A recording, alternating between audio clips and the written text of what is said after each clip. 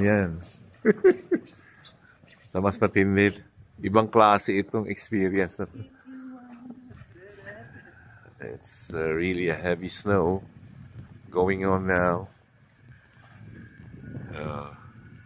Yay! Hindi na kailangan. Hindi na kailangan. Daming visitors. Kami sa Hidaki. Snowshoeing. Snowshoeing, yes. Dito kami sa Hidaki at dito kami mag-snowshoeing. And magla-lunch kami sa Asahikawa. Nakapunta na kami doon. Second time namin sa Asahikawa at masarap ang ramen. Okay. Wado! Pasok na tayo.